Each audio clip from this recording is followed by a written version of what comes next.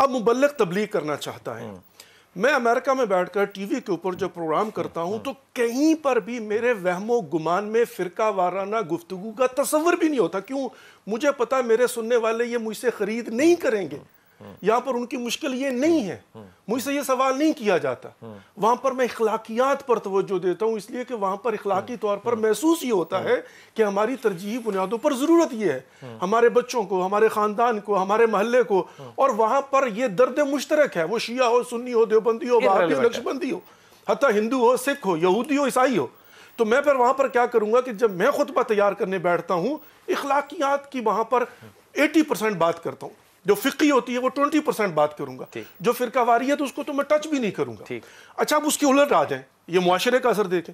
यहां पर क्या होता है कि जब वाज को खुतबा तैयार करना शुरू करता है, जहां से उसको इनकम मिलनी है, उसका पहला तकादा ही ये है कि ऐसी गुफ्तगू की जाए कि जिसमें जो वो ये समझता है मेरी जरूरत, वो फिरकावारियत पर होगी। तो इखलाकियात का दर्स कब दिया जाएगा? नंबर एक देखिए, हुकूमत जब ये बात करती है, मैं एक मीटिंग में बैठा हुआ था, वहां पर बात हो रही थी किसी फंक्शन की, उसमें 4 तकरीरें टॉप्स की होनी है। तो वो क्या कह रहा था, बंदा बैठा हुआ कह रहा है इसको कलरफुल बनाए, कलरफुल बनाए, इसमें कोई ना कोई कल्चरल जो है ना चीज डाली जानी चाहिए, कलरफुल। अब उसकी तीसरी बात सुनिए, इंटरेस्टिंग होनी चाहिए। मीडिया क्या करता है?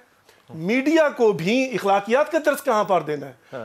लिपस्टिक बेचना हो या मर्दों की कोई चीज बेचनी हो, उसके लिए भी आ रहा है वो इखलाकियात का बेड़ा गर्क कर। माह मुबारक के रमजान 1 महीना बचता है, उसमें भी रेटिंग के हसूल के लिए कौन सी इखलाकियात? मामला जो है वो सिर्फ मीडिया तक नहीं है, मामला जो है वो हर जगह है। लेकिन जो पहली जिम्मेदारी है वो माँ बाप की है, फिर घर वालों की है, फिर खानदान की है, फिर मोहल्ले की भी है। तो सारे ही नाकाम हो गए पाकिस्तान में। बिस्मिल्लाहिर्रहमानिर्रहीम। बिलाल भाई, बुनियादी तौर पर जिसकी तरफ आपने इशारा किया ना, ये हकीकत है कि तरबियत के और मुआशरे में वैसे भी बहुत से सेगमेंट्स हैं, लेकिन तरबियत के भी मुख्तलिफ इदारे इकाइयों के अंदर, मुआशरे के अंदर मौजूद होते हैं। जैसे वालिदैन भी तरबियत का एक इदारा है, हमसाये भी, मुआशरा भी तरबियत का एक इदारा है। इस तरह जैसे ज़हीर भाई ने कहा मुबल्लिगीन तरबियत का एक इदारा है, इस तरह शहरियार भाई ने जो बात की कि मीडिया भी एक तरबियत का इदारा था, इसी तरह हुक्मरान भी बिलाल भाई तरबियत का इदारा होते हैं।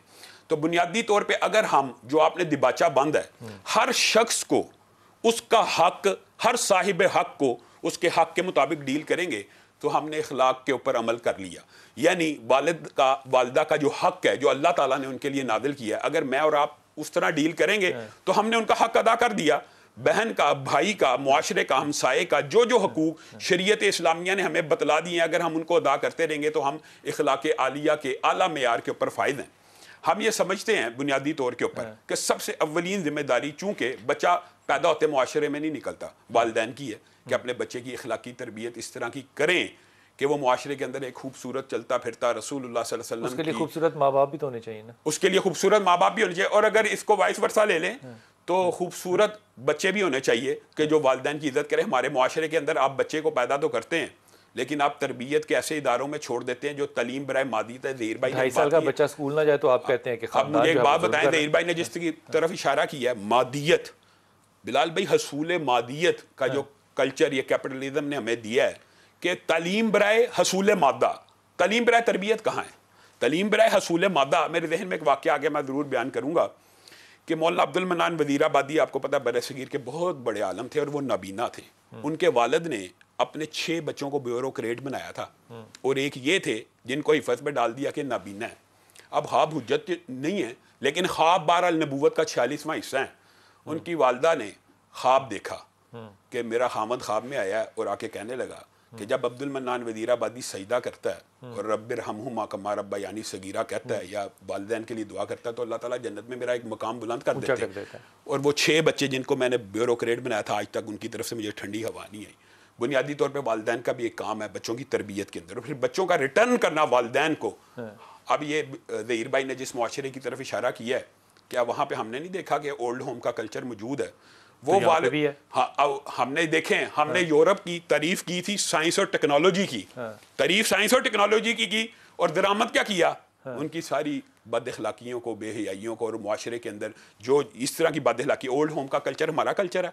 इस्लाम के अंदर तो एक बाप और माँ बच्चे को कितनी दफ़ा, बिलाल भाई, तहारत करवाती है ना माँ, कितनी दफ़ा।